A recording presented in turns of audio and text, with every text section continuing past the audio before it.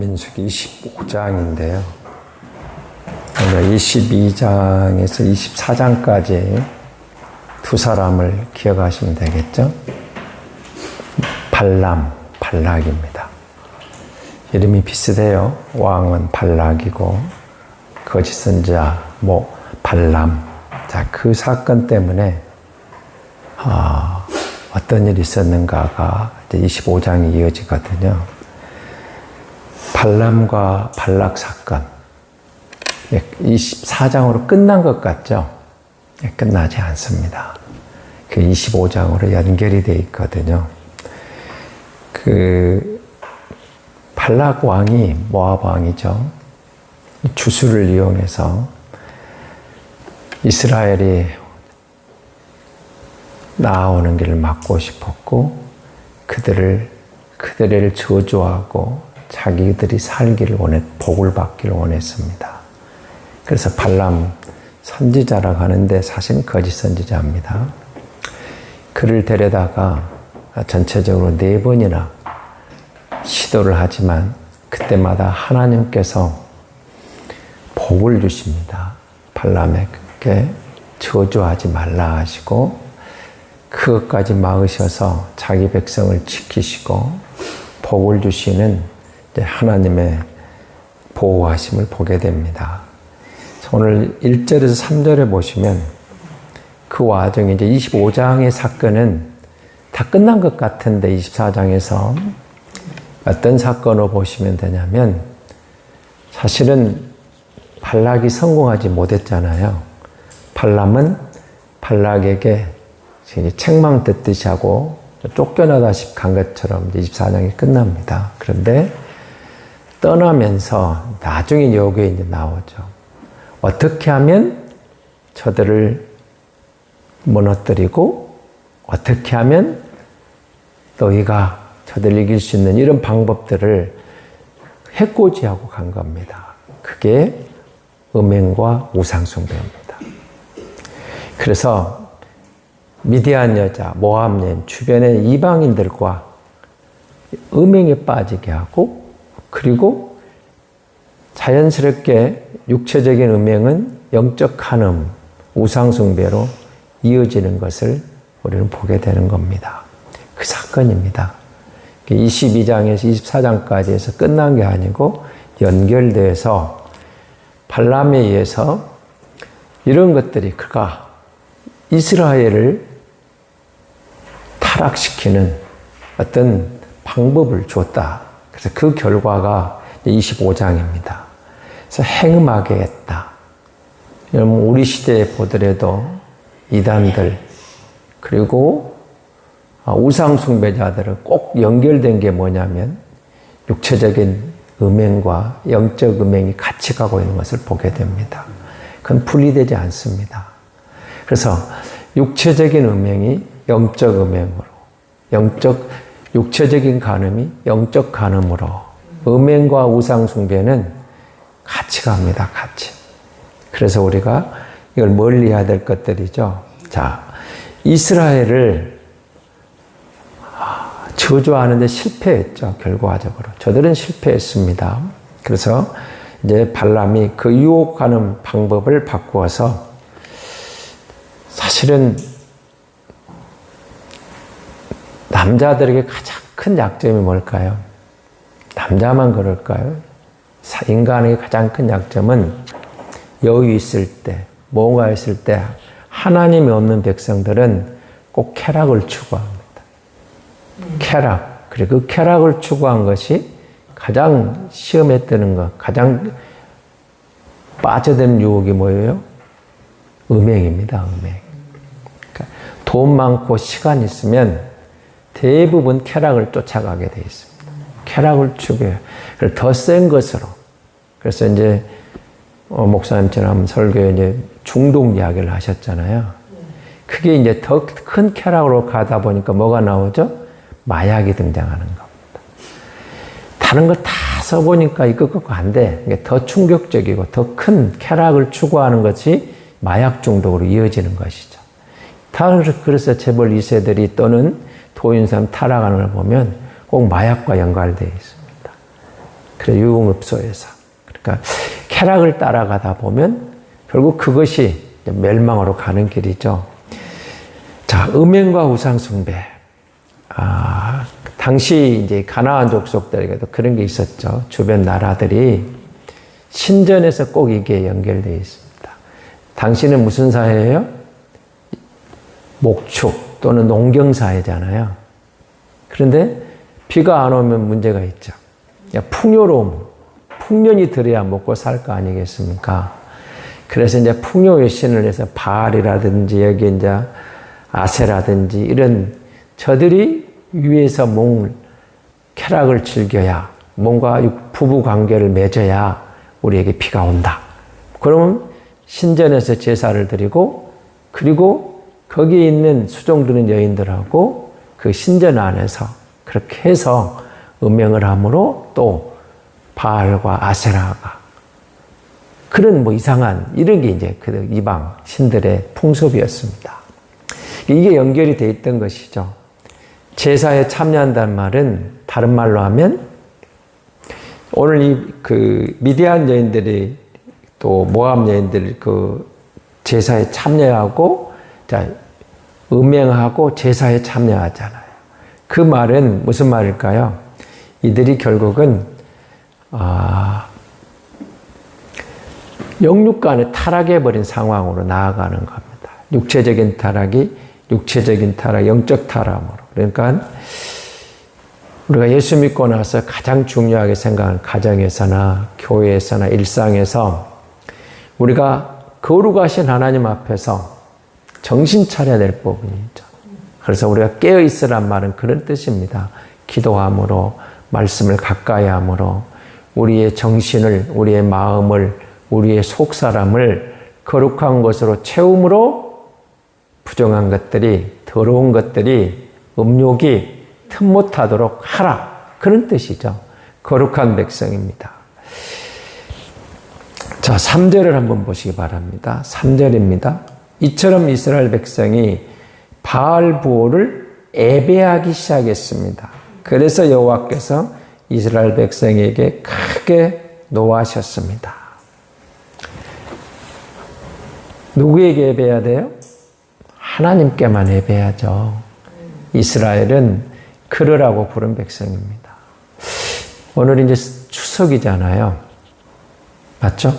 추석인데 우리 명절 때마다 우리 민족에게는 가장 큰 유혹이 사실은 이 우상숭배가 문제거든요. 우상숭배가 아직까지도 이 나라 이 백성에게는 가장 큰 문제가 되어 있습니다. 그리고 복음 전도할 때마다 꼭 결정적인 순간에 제사 문제가 나옵니다. 제사 문제. 전에 있던 교회에서 새신자가 왔는데 너무 열심히 깜짝 놀랐어요. 어떻게 새신자가 이럴 수가 있지? 수요예배 나오죠. 새벽기도 나오죠. 예수 믿고 너무 좋다고. 근데 6개월 만에 교회를 안 나와요. 찾아갔더니 아들이 둘이 있는데 둘째 아들이 엄마가 교회 나오면서 아버지 제사를 끊어버린 거예요. 돌아오니까 나는 우리 집은 이제 하나님을 예배하는 가정이다. 그러니까 둘째가 이해를 못한 거예요. 그래가지고 엄마하고 전화를 끊어버린 거예요. 그래서 고민하다가 잠시 쉬겠습니다 한 것이 결국 교회 못 나오더라고요. 아무리 권면을 해도 이제 찾아가도 문도 안 열어줘요. 작은 것 같지만 가장 큰 게 하나님과의 관계에서 우상숭배, 영적인 거짓된 것들에 의해서 그게 우리에게 우리 몸에 습관화되어 있어요. 우리 민족의 정신적인 근간에 흐르는 제사 문제라든지 우상숭배가 그래서 하나님 없는 백성은 반드시 다른 신을 찾는다고 그랬죠.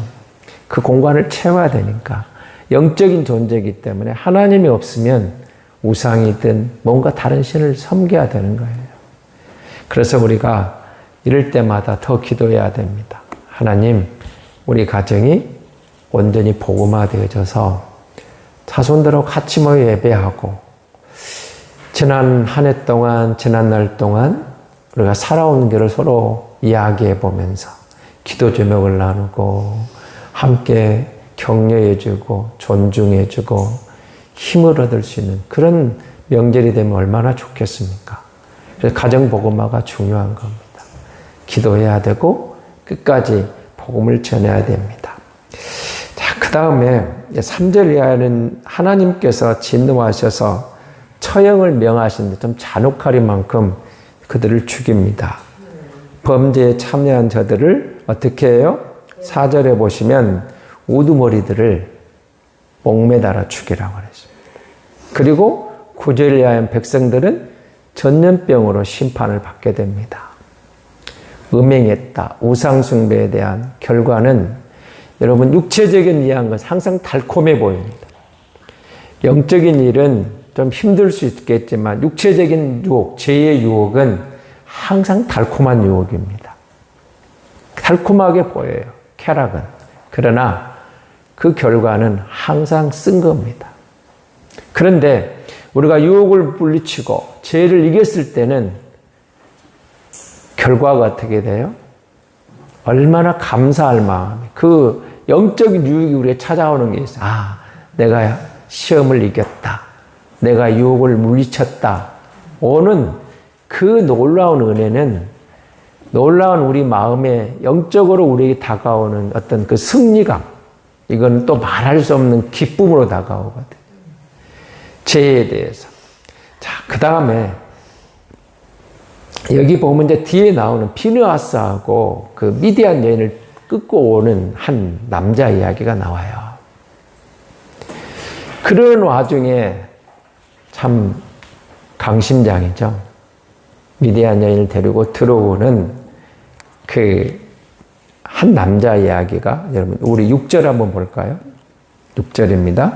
이스라엘 백성은 해막 입구에 모여서 울부짖었습니다. 그때 어떤 이스라엘 사람이 한 미디안 여자를 자기 집으로 데리고 들어갔습니다. 모세와 이스라엘 모든 무리가 그 모습을 보았습니다. 지금 이 미디안 여인, 모압 여인, 미디안 이들하고 문제 때문에 우두머리들과 목매다 죽여야 되고 전염병은 이런 와중에 데리고 오는데 17절입니다. 엘르아살의 아들이며 아론의 손자인 비느하스도 그 모습을 보고 자리에서 일어나 무리를 떠났습니다. 그는 손에 창을 들었습니다. 그는 이스라엘 사람의 뒤를 쫓아 장막까지 따라 들어갔습니다. 그리고 창으로 이스라엘 남자와 미디안 여자를 찔렀습니다. 그러자 이스라엘 백성 가운데 끔찍한 병이 멈추었습니다. 그럼 그 다음 절을 잘 보셔야 돼요. 그 병으로 죽은 백성은 모두 24,000명이었습니다. 여호와께서 모세에게 말씀하셨습니다. 자, 그 이야기가 나오고요. 14절 한번 보십시오. 미디안 여자와 함께 죽임을 당한 이스라엘 사람의 이름은 살루의 아들 시므리입니다. 시므리는 시므온 지파에 속한 한 집안 어른입니다. 이 사람의 이름이 나와요. 시므온 지파에 속해 있는 사람, 누구? 시므리입니다. 이렇게 나옵니다. 그냥 어떤 남자, 어떤 여자 이렇게 넘어가 볼 수 있는 사건인 것 같지 않아요? 그런데 이 사람의 이름이 등장을 해요. 시므온 지파. 여러분 나중에 시므온 지파가 가나안 들어가서도 사실 이렇게 하다가 사라져요. 그리고 유다야 지파에 종속되어 버립니다. 이 사람의 이름이 등장해요. 저는 오늘 이 본문을 가지고 어제 묵상을 해보면 이런 생각을 해봤어요. 자, 이 사람하고 이 시므리하고 비느하스를 한번 비교해 보십시오. 비느하스가 사람을 죽인 게 우리가 보기에는 심하네 이럴 수도 있잖아요. 의분에 의해서 그걸 처리했을 때 전염병이 멈췄어요. 그러니까 하나님이 기뻐하셨던 일이라는 것이죠. 그러면 이 두 사람을 시므리와 비느하스를 한번 비교해 보십시오. 시므리는 악한 것으로 더러운 짓으로 음행하는 일로 하나님의 진노를 사는 일로 기억되는 사람입니다. 비느하스는 그 진노의 원인을 제거하는 선한 일로 하나님의 마음에 합한 사람으로 기억되는 사람이에요. 이 시대를 살아가는 예수 믿는 저와 여러분이 나는 어떻게 기억될까? 하나님의 섬기라는 그 교회에서 하나님이 주신 이 시대에 내가 한 생명 살아가면서 영적으로 나는 어떻게 기억될까? 선한 일에, 좋은 일에, 아니면 악한 일에, 안 좋은 일에 기억이 될까? 그러면서 제가 지나온 교회들을 한번 쭉 생각을 해봤어요. 몇 교회 담임을 해보면서 제가 담임 목사 한 세 군데 담임 목사를 했는데, 정말 이 비느하스처럼 기억에 남는 사람들을 생각해보고 시므리처럼 기억에 남는 사람을 생각을 해봤어요. 그러면서 제가 하나님 앞에 나는 어떻게 기억될까 두렵더라고요.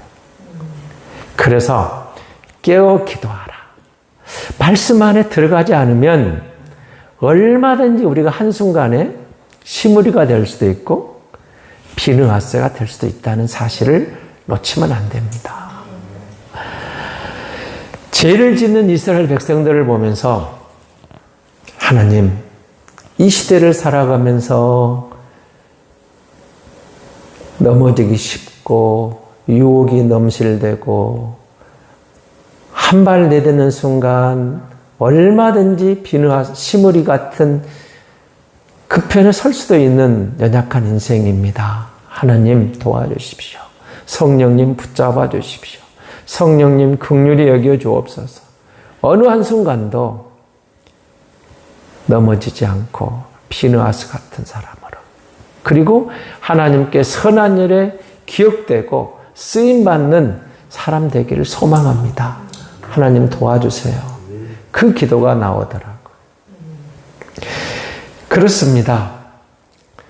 하나님께서는 이제 16절 이하에 보면 결국 미디안을 전멸시키라고 하시죠. 그들을 17절을 한번 보십시오. 미디안 백성을 대적하여라. 그리고 그들을 죽여라.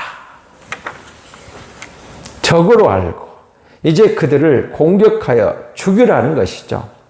하나님은 자기 백성을 무한히 사랑하시지만 범죄했을 때 그 당사자와 그 원인 제공자에게를 반드시 심판하신 하나님 것을 보여주시거든요.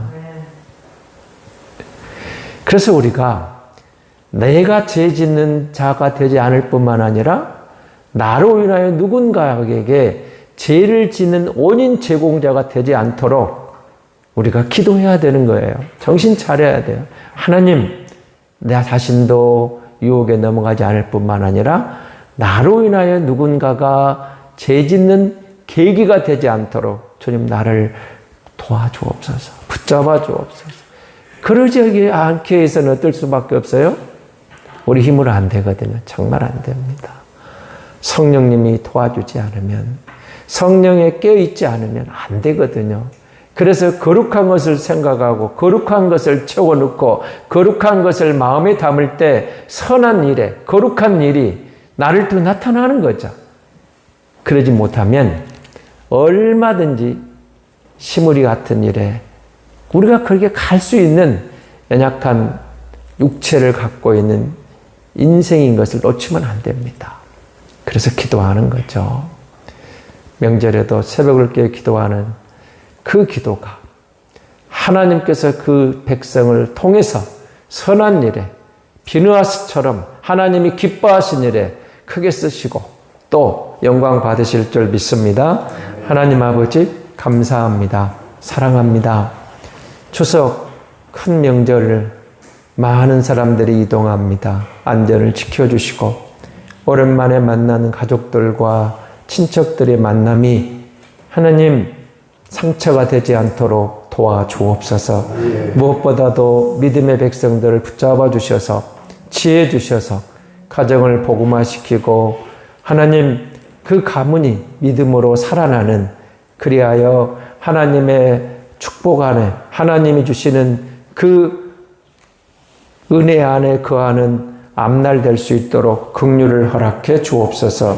무엇보다도 우리 미랄 두레교회 모든 성도들 가정이 복음화되고 함께 주님을 찬양하며 주님이 임재하시는, 동행하시는 장막으로 하나님이 함께 하시는 축복된 가정, 무엇보다 여호와를 주인 삼고 하나님 날마다 주 안에서 감사와 행복한 웃음꽃이 넘치는 축복의 장막, 복된 장막, 하나님이 함께 하시는 작은 천국을 이루게 도와주시옵소서. 이 새벽을 깨워 기도합니다. 감사헌금으로 1,000번째로 하나님, 간절한 기도를 담아 봉헌하며 기도할 때 주께서 그 마음을 받으시고 역사하셔서 하나님의 선하신 인도하심을 속히 볼 수 있도록 역사하여 주옵소서. 하나님, 감사합니다. 이 명절 가운데도 깨어 기도하며 승리하게 하시고 명절 끝에 다시 일상을 회복할 때 더 큰 은혜로 삶 속에서 시무리 같은 존재가 아니라 비느하스 같은 존재로 하나님과 동행하며 가정에서, 직장에서, 일터에서, 삶에서 하나님의 선한 일에 동참하며 쓰임받는 믿음의 삶이 되게 역사하여 주옵소서. 이 새벽에도 우리의 기도를 들으시고 응답하실 줄을 찬양하며 구주 예수 그리스도의 이름으로 기도하옵나이다. 아멘.